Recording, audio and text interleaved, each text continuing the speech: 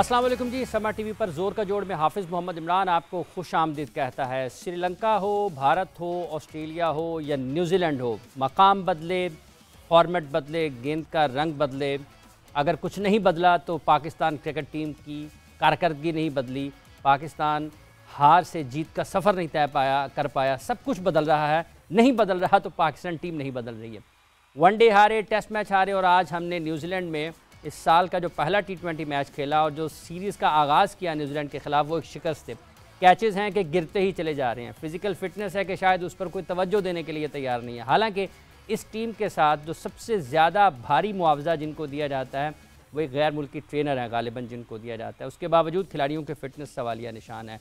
गेंदें जो हैं वो अच्छी जगह पर नहीं गिर पा रही हैं। पाकिस्तान के बॉलर्स की आज खूब पिटाई हुई है, फास्ट बॉलर्स की भी हुई और स्पिनर्स की भी हुई। और उसके बाद जब बैटिंग की बारी आई, ना इफ्तिखार चले, ना आज़म चले, ना फ़ख्र चले, कोई भी नहीं चला और पाकिस्तान को एक बड़े बड़े फ़र्क से न्यूजीलैंड ने पहले T20 मैच में शिकस्त दी है। इस पर हम बात कर रहे हैं कि क्या वजह है, किस तरह से पाकिस्तान आगे बढ़ सकता है और आने वाले मैचेस जो हैं पाकिस्तान के वो कितने मुश्किल पाकिस्तान के लिए साबित हो सकते हैं। Senior sports journalist Abdul Majid Bhatti साहब हमारे साथ कराची से इस वक्त मौजूद हैं। भट्टी साहब अस्सलाम वालेकुम। जी वालेकुम अस्सलाम हाफिज इमरान साहब। बहुत शुक्रिया आपका भट्टी साहब। ये हम श्रीलंका में हारे, फिर हम भारत में हारे, फिर हम ऑस्ट्रेलिया में हारे और न्यूजीलैंड से भी हमने अपनी क्रिकेट सीरीज़ का आगाज़ एक हार से ही किया है। आप इस तसलसल को किस तरह से देख रहे हैं? फॉर्मेट बदलते रहे हैं लेकिन पाकिस्तान की कारकर्दगी नहीं बदल पाई है। अच्छा, अभी आप जब अपना इंट्रो दे रहे थे तो आपने एक फिटनेस का पॉइंट रेस किया। हम्म, तो वहाब रियाज से पिछले दिनों जब हमारी बात हो रही थी हम्म, तो वहाब रियाज ने कहा कि पिछली जो मैनेजमेंट थी उस दौर में कहा यह जाता था कि पाकिस्तान टीम के यो टेस्ट और वो जो दूसरे टेस्ट होते थे जिनके बाद टीम सिलेक्ट होती थी, तो टीम मैनेजमेंट और कप्तान वगैरह कहते थे कि सोचना भी मना है। ठीक तो है। उससे आप अंदाजा लगा लें कि पाकिस्तान की क्रिकेट जो है वो किस डगर पे जा रही है।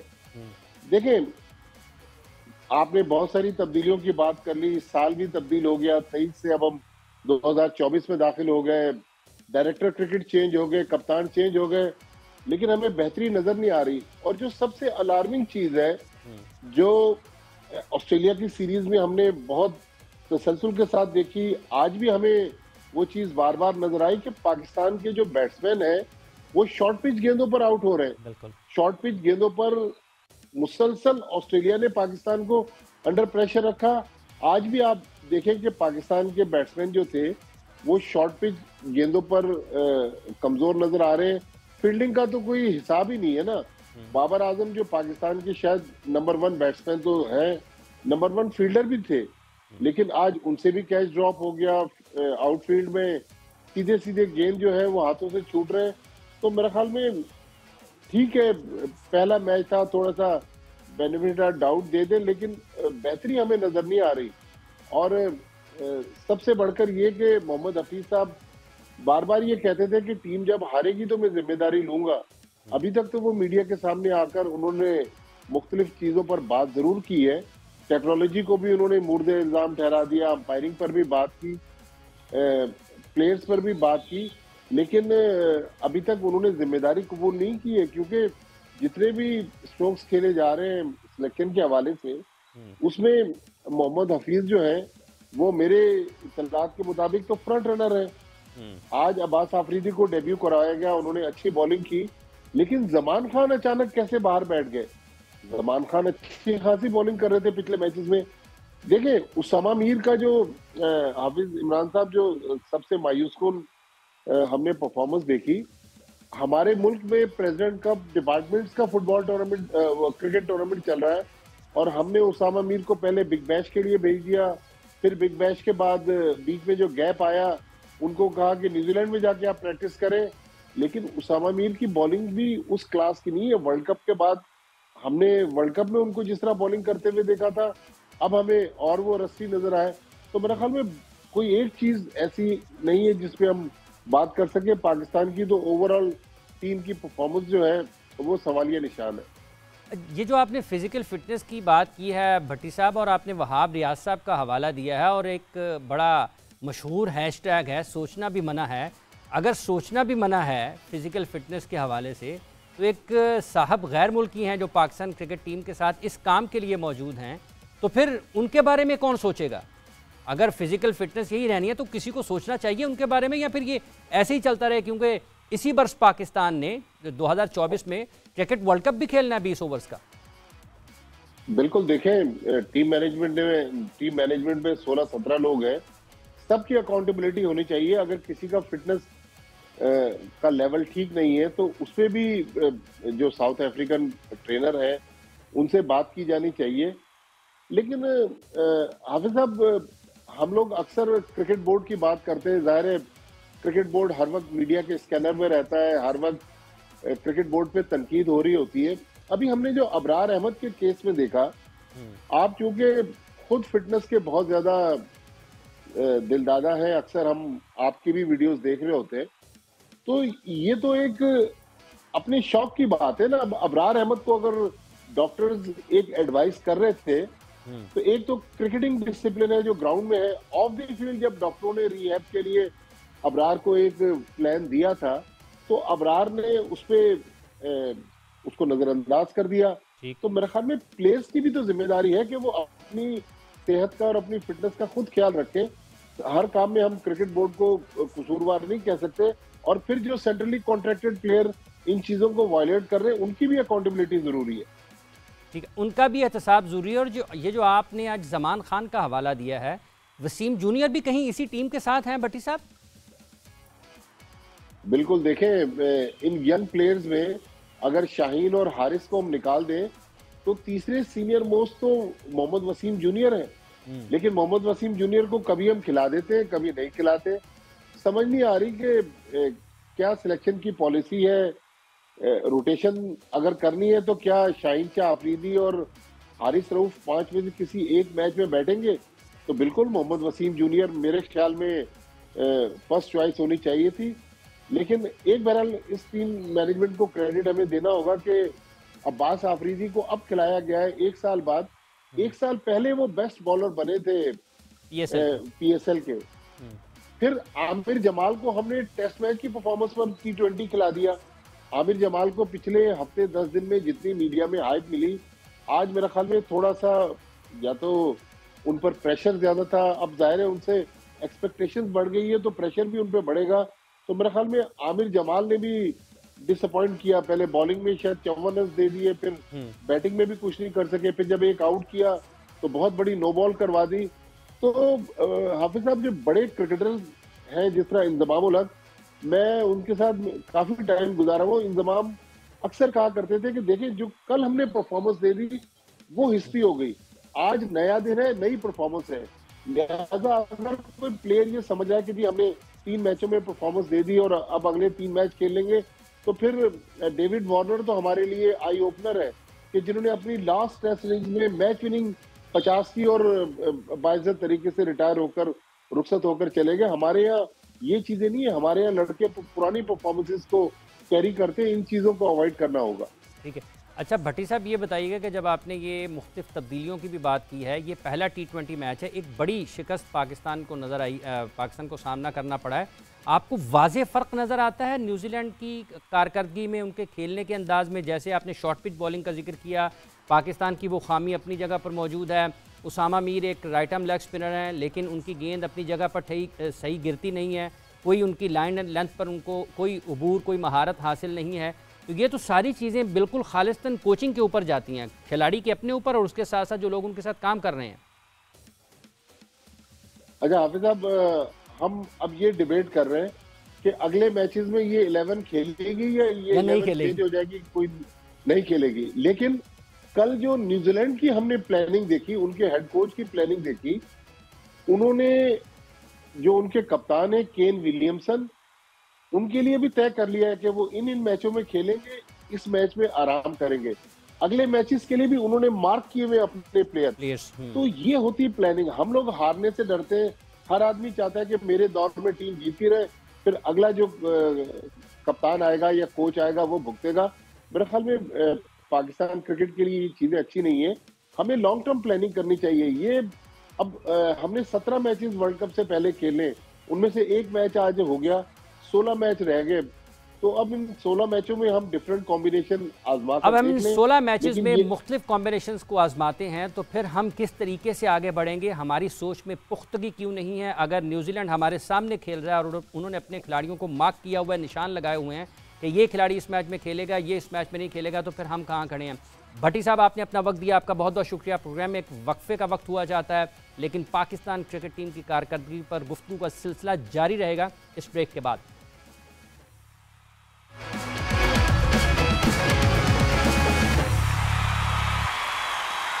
जोर का जोड़ में आपको एक मरतबा फिर खुश आमदीद कह रहे हैं। पाकिस्तान क्रिकेट टीम के आज की अगर हम खेल की बात करते हैं, अगर आप जायज़ा लें तो आपको नज़र आएगा कि पाकिस्तान ने किस तरीके से जो एक नहायत ही ख़राब बॉलिंग की। सबसे पहले अगर आप अपने फास्ट बॉलर्स को देख लें, मासिवाए हारिस रऊफ़ के, हारिस ने अच्छी जगह पर गेंदें की और यही वजह थी कि रन्स कुछ कम हो गए, वगरना इसमें 10, 15, 20 रन का और भी इजाफा आप कर सकते थे। हो सकता था कि पाकिस्तान को इससे भी ज़्यादा हदफ मिल जाता। हारिस ने अपने ओवर्स में अच्छी बॉलिंग की, लेकिन उसके अलावा आप मुख्तलिफ चीज़ों को देखें, हिकमत अमली नज़र नहीं आती है, कोई लाइन एंड लेंथ पर उबूर नहीं है। पाकिस्तान के फास्ट बॉलर्स एक जगह, कोई गेंद एक जगह पर डालते हैं, कोई गेंद दूसरी जगह पर पिच होता है। अगर आप अपने राइट आर्म लेग स्पिनर को देखें तो वो एक बॉल अपने पाँव में है, एक बॉलर के बैट्समैन के पाँव में है और एक आधे में, पिच के आधे में मार देते हैं। तो इतने रन्स जब आप लीक करेंगे, जब आप मुसलसल रन्स दिए चले जाएंगे तो फिर मुखालिफ टीम तो आपको नहीं छोड़ेगी। पाकिस्तान ने आज ना कोई कैच अच्छे तरीके से ढंग से पकड़ा, ग्राउंड फील्डिंग बहुत ख़राब थी, फिजिकल फिटनेस को कोई पूछने वाला नहीं है, जैसा कि अभी थोड़ी देर पहले बात हो रही थी कि सोचना भी मना है। इन सारी चीज़ों को अगर हम देखते हैं तो पाकिस्तान के लिए मसाइल और मुश्किलात हर गुजरते दिन के साथ बढ़ती ही चली जा रही हैं। हम एशिया कप से देख लें अपनी टीम की कारकर्दगी को। एशिया कप शुरू होने से पहले पाकिस्तान टीम कुछ और थी, एशिया कप में पाकिस्तान की टीम कुछ और होती है, उसके बाद वर्ल्ड कप में और ज़्यादा बुरे खेल का मुजाहरा करती है। ऑस्ट्रेलिया में हम 3 टेस्ट मैचेस हार जाते हैं 3-0 से, और फिर जब हम न्यूजीलैंड की तरफ सफ़र करते हैं तो वहाँ पर आपके सामने है कि आज पाकिस्तान की इस टीम ने जिस ख़राब खेल का मुजाहरा किया, एक वाज़ेह फ़र्क नज़र आया। और बिलखुसूस शॉर्ट पिच बॉलिंग के ऊपर मैट हेनरी का वो ओवर देखने से ताल्लुक़ रखता है जिसमें उन्होंने इफ्तिखार अहमद को शॉर्ट पिच बॉलिंग की और उनको हिलाया, और वो उसी शॉर्ट पिच बॉलिंग की वजह से अगले ओवर में आप देखें कि टीम सऊदी को उन्होंने अपना विकेट दिया है। तो पाकिस्तान टीम की बैटिंग में जो टेक्निकल ख़राबियाँ हैं, ये खामियाँ हैं, अगर उनकी बात की जाए तो हर जगह पर मसाइल हैं, हर जगह पर मुश्किलात हैं, हर जगह पर पाकिस्तान के लिए जो रास्ते में रुकावटें हैं वो नज़र आ रही हैं और कोई भी उसको ठीक करने के लिए तैयार नहीं है। Senior sports journalist Shahid Hashmi साहब ने हमें इस वक्त टेलीफोन लाइन पर ज्वाइन किया है। हाशमी साहब, अस्सलाम वालेकुम। वालेकुम अस्सलाम। हाशमी साहब, ये क्या हो रहा है? हम ऑस्ट्रेलिया से हार कर निकले और इस उम्मीद के साथ निकले कि शायद न्यूजीलैंड में जब हम अपना सफ़र शुरू करेंगे तो कोई एक कामयाबी मिलेगी। थोड़ा केओटिक रहा मैच, बॉलिंग ने थोड़े रन ज़्यादा दे दिए, फील्डिंग में हमने कैचेस ड्रॉप कर दिए। पाकिस्तान की टीम इसी तरह खेलती है, मोमेंटम में आएगी, घबराए मत, और घबराना नहीं है वाली बात है। अभी 4 मैच और बाकी हैं, पाकिस्तान इंशाल्लाह ये सीरीज जीतेगा। 10 ओवर में 109 रन पाकिस्तान की टीम को चाहिए थे और वहाँ पे पावर हिटर्स आए थे। 4 नंबर पे फ़खर, 5 पे इफ्तिखार, 6 पे आजम। इन तीनों ने मायूस किया। फ़खर 15 रन बना सके, 25-26 इफ्तिखार ने बनाए, 10 रन आजम ने बनाए। तो ये रन बनते थे और आखिरी 5 ओवर में फिर 68 रन चाहिए थे। तो उस वक्त बाबर आजम क्रीज पर मौजूद थे, तो वो रन भी बनते नजर आ रहे थे कि बनने चाहिए थे, लेकिन पाकिस्तान ने एकदम से विकेटें जिस तरह ऑस्ट्रेलिया में टेस्ट में गिरा रहा था इसी तरह T20 में भी गिरा दी। और फिर जब पाकिस्तान ने बॉलिंग की तो बेपनाह रन दे दिए। न्यूजीलैंड को आखिरी 10 ओवर में 127, आखिरी 5 ओवर में 58-68 रन। तो ये बहुत ज्यादा रन थे। 227 रन बनाना थोड़ा मुश्किल होता है, पाकिस्तान ने कभी भी इतने रन नहीं बनाए। हाईएस्ट जो मुझे याद है पाकिस्तान का चेज वो 208 है वेस्ट इंडीज के अगेंस्ट। तो बहुत ज्यादा रन दे दिए थे। कोशिश ये करें T20 मैचों में, आप ये दूसरा जो मैच है हैमिल्टन में है, सीडन पार्क थोड़ा सा इससे बड़ा है ऑकलैंड के ग्राउंड से, ईडन पार्क से, तो वहाँ बेहतर होगी कारकर्दगी इंशाल्लाह। ठीक है, test fast bowler Abdul Rauf साहब भी हमारे साथ इस वक्त मौजूद है। अब्दुल रऊफ साहब, फास्ट बॉलर्स की पर आप क्या कहेंगे? 9 लेंथ कोई नहीं थी, फिर नो बॉल्स भी पाकिस्तान ने किए हैं, कुछ ऐसी विकेटें भी पाकिस्तान को मिली जहाँ पर वो नो बॉल पर आउट हुए पाकिस्तान के। तो ये हिकमत अमली के एतबार से आपको लगता है कि फास्ट बॉलर्स शायद इस क्रिकेट में जिसके लिए सबसे ज़्यादा महारत रखते थे पाकिस्तान के बॉलर्स, वहाँ भी मुश्किलात हैं पाकिस्तान के लिए अब? जी बिल्कुल आफ्ताब, और मेरा ख्याल है कि पाकिस्तान की जो बॉलिंग लाइन है काफ़ी अर्से से स्ट्रगल कर रही है और कंसिस्टेंट स्ट्रगल कर रही है, ना सिर्फ टेस्ट क्रिकेट में बल्कि वनडे में। आपने देखा होगा कि जो एशिया कप हुआ, उसके बाद वर्ल्ड कप हुआ, में कंटिन्यूसली स्ट्रगल किया पाकिस्तान की बॉलिंग ने, और वो एक राइट लाइन और लेंथ जिस पे एक आप किसी भी बैट्समैन को मुश्किल से दो चार कर सकते हैं, उसको अचीव करने में नाकाम रहे। और अब उसी स्ट्रगल का सिलसिला T20 फॉर्मेट में भी शुरू हो गया है, क्योंकि अगर आप देखें तो ओवर द ईयर्स पाकिस्तान का जो स्ट्रॉन्गेस्ट पॉइंट था वो पाकिस्तान की फास्ट बॉलिंग थी, और ये बॉलिंग ही पाकिस्तान को मैचेस वगैरह जितवाया करती थी, और स्पेशली T20 क्रिकेट में, क्योंकि हमारी बैटिंग ने कभी भी एक्सेप्शनल पार नहीं किया। हमारी बैटिंग के लिए यही टारगेट होता है 160, 170, 180 रन हो तो हम अचीवेबल होता है हमारे लिए, हम कर लेते हैं। मगर आज जिस तरह 227 रन करवा दिया हमारी फास्ट बॉलिंग ने, तो ये एक थ्रेटनिंग चीज़ है पाकिस्तान क्रिकेट के लिए आगे आने वाले वर्षों में, कि अगर हमारी फास्ट बॉलिंग भी साथ ही कंसीव करना शुरू हो गया रन, तो फिर उसके बाद हम किस जगह पर स्टैंड कर रहे होंगे। तो ये थोड़ा सा मेरा ख्याल है कि लम्बा फिक्री है पाकिस्तान क्रिकेट के लिए। शाहिद हाशमी साहब, ये जो फास्ट बॉलिंग वाला मामला है, अभी पाकिस्तान जब खेल कर आया ऑस्ट्रेलिया में टेस्ट सीरीज़, वहाँ पर भी बहुत बात हुई कि ये वो मुल्क था जहाँ पर आपको जेन्युइन पेस नज़र आती थी। आज जैसे अभी अब्दुल रऊफ अब यहाँ पर कह रहे हैं हम T20 क्रिकेट में भी आए हैं, तो यहाँ पर भी हमारे फास्ट बॉलर्स को रन्स हुए हैं। तो ये जैसे एशिया कप को देखें, वर्ल्ड कप को देखें, फिर ऑस्ट्रेलिया का टूर देखें और ये पहला T20 मैच देखें, तो आपको लगता है कि कहीं ना कहीं वाकई ख़तरे वाली बात है? मोमेंटम में नहीं होते बॉलर्स, थोड़ा मैचेस खेलेंगे तो आएंगे मोमेंटम में, लेकिन आज दोनों तरफ विकेट की बॉलिंग कराई, और ये ऐसा ग्राउंड है कि स्ट्रेट बाउंड्रीज छोटी हैं। एक कोई मैं कमेंट सुन रहा था अभी यूट्यूब पे, वो कह रहे थे कि 48 मीटर्स की बाउंड्री है एक साइड पे, 48 शायद नाउ 51 ऐसे है। तो जब आप ऊपर गेंद कराएंगे तो वो सामने की बाउंड्री को टारगेट करेंगे। न्यूजीलैंड वालों को पता है अपने ग्राउंड की डायमेंशन, तो आपको ऐसी बॉलिंग करनी है कि ना तो बहुत ही ज्यादा ऊपर हो कि वो स्ट्रेट मार दें, और ना ही बहुत ही पीछे हो कि वो हुक को या कट करके आपको बाउंड्री कर दें। तो वो डिसिप्लिन नजर नहीं आया बॉलिंग में, लेकिन मुझे उम्मीद है कि एक दो मैच जब खेलेंगे तो ये बॉलिंग बेहतर होगी, इसलिए कि हम T20 की तो अच्छी टीम है। ठीक है, T20 की हम अच्छी टीम है। बहुत बहुत शुक्रिया आपका शाहिद हाशमी साहब, आपने अपना वक्त दिया और अपने ख्यालात का इजहार किया। अब्दुल रऊफ साहब, हम T20 की अच्छी टीम है, आपको लगता है कि पाकिस्तान टीम की जो फिज़िकल फिटनेस है ये भी एक मसला है? क्योंकि अगर आप ड्रॉप कैचेस आपके होते हैं, अगर आपकी बॉडी लैंग्वेज ज़्यादा बेहतर, आप नो बॉल करते हैं, अगर आप बर वक्त और अंडर प्रेशर बेहतर फैसले नहीं कर पाते हैं, तो इसकी एक वजह फिजिकल फिटनेस हो सकती है? जी बिल्कुल, एक वजह नहीं बल्कि 100% यही वजह होती है कि जब आपकी फिजिकल फिटनेस काबिल ना हो, तो फिर उसके बाद आपकी जो बैटिंग है, बॉलिंग है, और उसके बाद स्पेशली जो आपकी फील्डिंग है वो भी स्ट्रगल कर रही होती है। बल्कि मेरे लिए क्वाइट सरप्राइजिंग था कि जब हमारे चीफ सेलेक्टर ने बयान दिया कि हमारे जो प्लेयर्स हैं वो अनफिट है, उनकी फिटनेस इस प्यार की नहीं है और 2 मील भी नहीं भाग सकते। मगर दूसरी जानब वही चीफ सेलेक्टर आजम खान को भी सिलेक्ट कर रहे हैं पाकिस्तान टीम के लिए।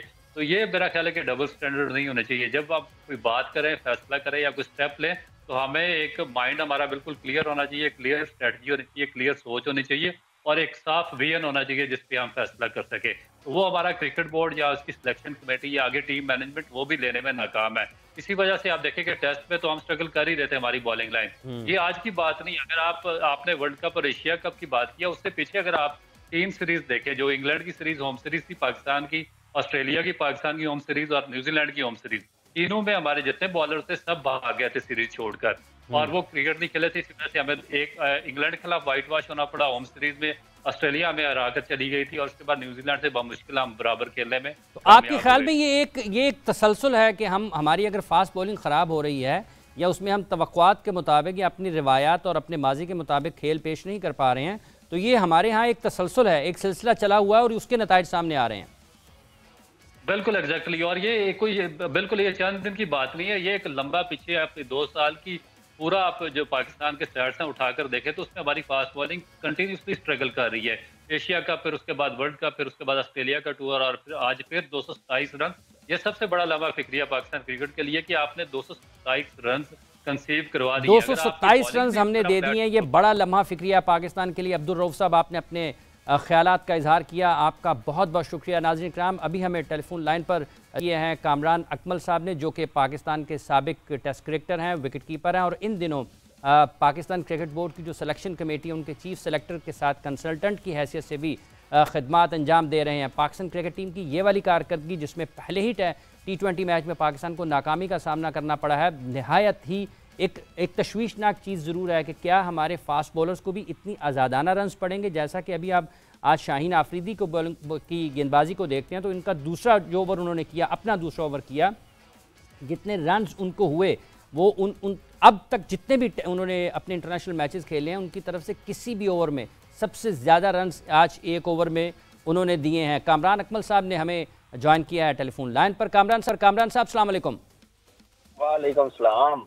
बहुत बहुत शुक्रिया आपके वक्त का। ये बताइएगा कामरान साहब कि पाकिस्तान टीम की आज कारकर्दगी के बाद ये सवालात उठ रहे हैं कि हम श्रीलंका में हारे, हम भारत में हारे, हम ऑस्ट्रेलिया में हारे, न्यूजीलैंड में भी जाते साथ ही हार गए, कैचेस भी ड्रॉप हो रहे हैं, फिज़िकल फिटनेस पर सवालात उठ रहे हैं। तो आपके ख्याल में क्या ये एक तसलसल है गुज़िश्ता 3-4 बरस का, या फिर हम समझें कि कुछ बेहतरी हो सकती है?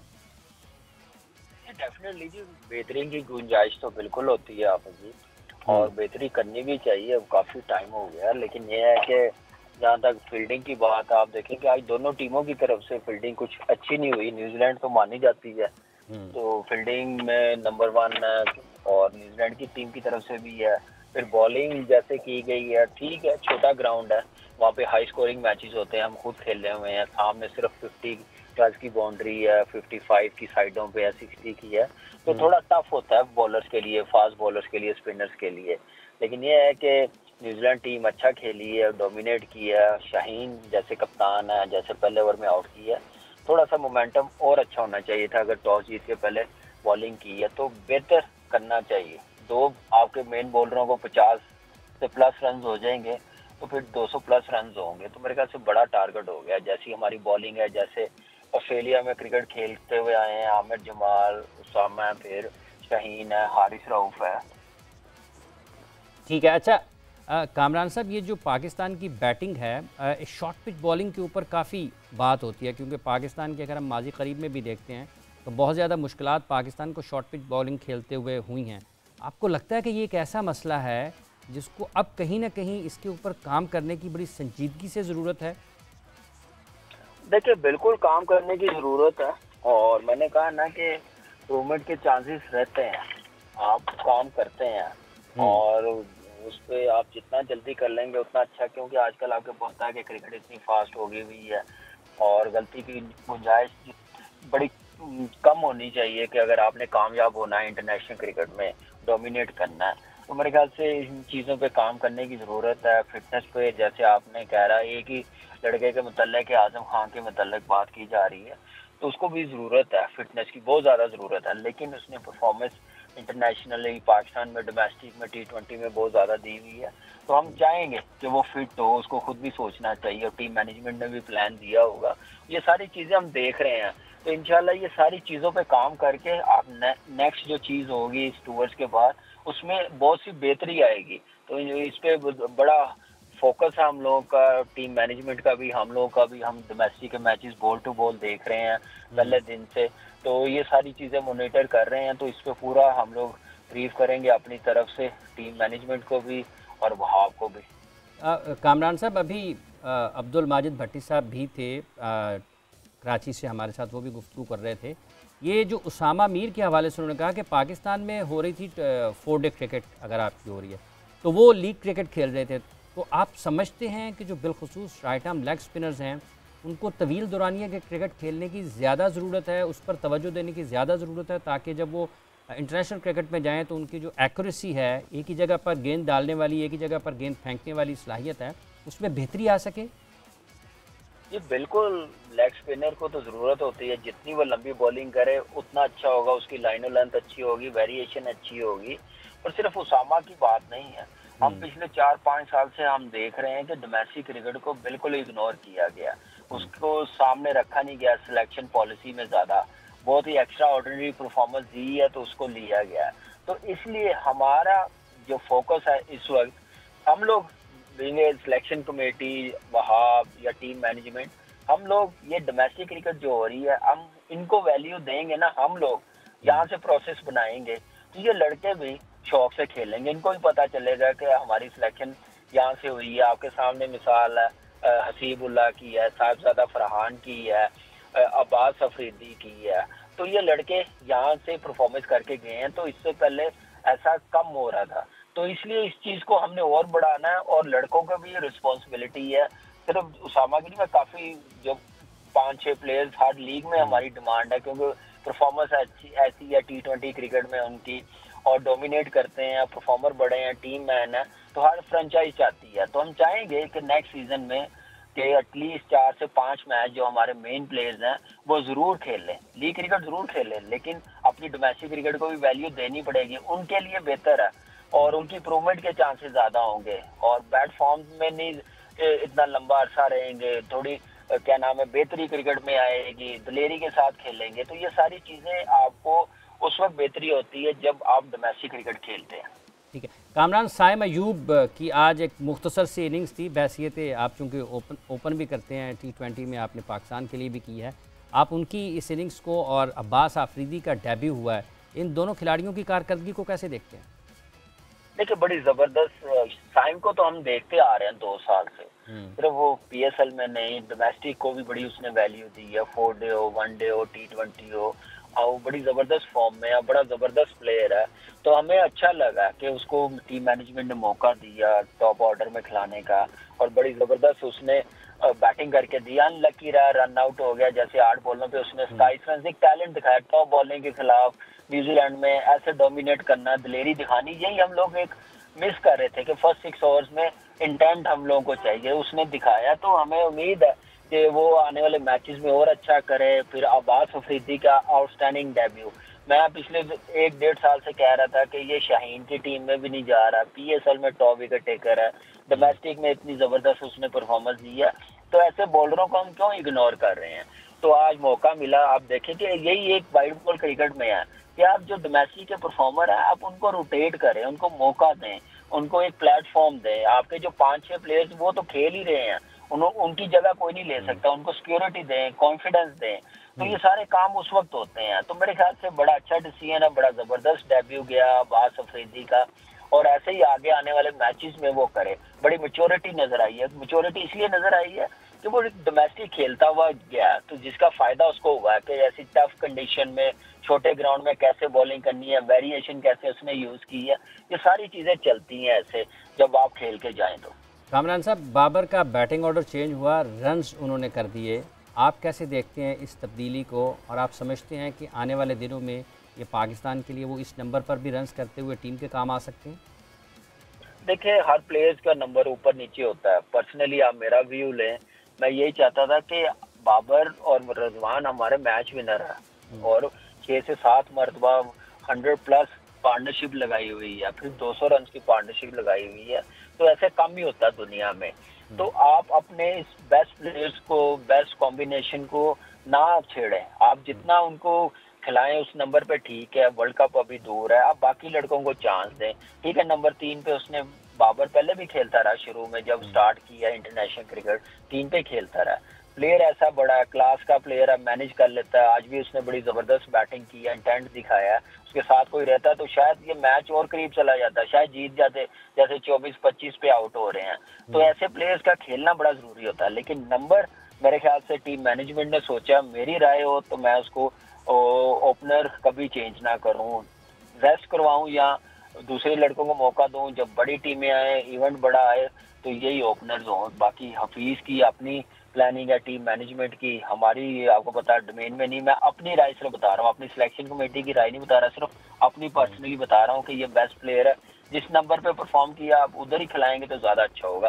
बाकी लड़कों को रजवान और बाबर के साथ खिलाएं, जिनको एक्सपीरियंस देना है, कॉन्फिडेंस देना, जैसे साइम है, फखर है। फखर तो खैर वो भी एक्सपीरियंस हो गया है, साहिबजादा है, नसीबुल्लाह है। जिस नंबर के लिए लाए उनको खिलाएं। अब फखर को 4 पे आई डोंट थिंक सो कि ये लॉन्ग टर्म के लिए हमारे काम आएगा। मेरे ख्याल से फखर अगर खेलता टॉप 3 में खेले तो और अच्छा होगा। अच्छा, आपको लगता है कि अगर कहीं आने वाले दिनों में मज़ीद तजर्बात होते हैं तो साइम और फ़खर का ओपनिंग पेयर भी पाकिस्तान इस तजुर्बे की तरफ भी जा सकता है? देखिए बिल्कुल जा सकता है और जाना भी चाहिए। आगे जो टीमें आएंगी, जैसे न्यूजीलैंड ने वापस आना है, या अभी पता चल रहा है कि पता नहीं नीदरलैंड और आयरलैंड के साथ मैचेस हैं, वहाँ पे आप नई टीम भेज सकते हैं, नया पेयर भेज सकते हैं। क्योंकि मैंने फिर कहा ना कि ये तो हमारे ऑटोमेटिक चॉइस है, हमारी मैच विनर है, इनको कोई नहीं रोक सकता क्योंकि परफॉर्मेंस इतनी बड़ी दी हुई है। तो इनके साथ हमने रखे या इनको इनका वर्कलोड मैनेज करके नए प्लेयरों को मौका दें, तो ऐसे प्लेयर्स बनते हैं, दुनिया में ऐसे बने। आज इंडिया इतने प्लेयर ऑफ पूल आप देखें 50 वो प्लेयर्स बना सकते हैं, 3 टीमें एट अ टाइम खिला सकते हैं, क्योंकि उन्होंने मौके दिए, अपने मेन प्लेयरों को उन्होंने खिलाया नहीं। आज विराट कोहली, रोहित शर्मा 13 महीने के बाद T20 टीम में आए हैं, उनकी पॉलिसी है, प्लानिंग है, वो देखिए काम आती है। तो यही एक चीज चाहिए ना। अब इवेंट आ रहा है, इवेंट से पहले 3 मैचेस है, उन्होंने अपने मेन प्लेयर्स ले आए, तो यही हमें काम करना पड़ेगा एज ए सिलेक्शन कमेटी। हम लोग जिस रोल में है हम बताएं, अगर उस पर अगर समझ आती है, पाकिस्तान की क्रिकेट ऊपर जा सकती है, प्लेयर ऑफ पूल बन सकता है, तो जरूर करना चाहिए। थोड़े डिसीजन लेने पड़ेंगे, ब्रेव बनना पड़ेगा। 2024 का साल है, पाकिस्तान ने इसमें 2024 में ही T20 का वर्ल्ड कप भी खेलना है। कामरान अकमल साहब, कहीं कहीं ये भी बात होती है कि शायद हम ये जो तजर्बात हैं अगर ज़्यादा करेंगे तो कॉम्बिनेशन कहीं ना पाकिस्तान उससे हट ना जाए रास्ते से। तो आपको लगता है कि इतने मैचेस हैं कि हम एक बेस्ट कॉम्बिनेशन की तरफ जा सकते हैं इस टाइम में? देखिए, मैचेस आपके पास 16 से 17 मैचेस हैं। अगर ये बात होती तो आज ऑस्ट्रेलिया 2023 का वर्ल्ड कप ना जीतती। वर्ल्ड कप से पहले तक उनकी पूरी टीम ये नहीं थी जो वर्ल्ड कप में थी। वो रोटेट करते रहे, अपना वर्कलोड मैनेज करते रहे, अपने फास्ट बॉलर्स को, सारे प्लेयरों को रेस्ट देते रहे हैं। लास्ट सीरीज वर्ल्ड कप से पहले साउथ अफ्रीका के साथ खेल रहे थे, वर्ल्ड कप की टीम नहीं थी।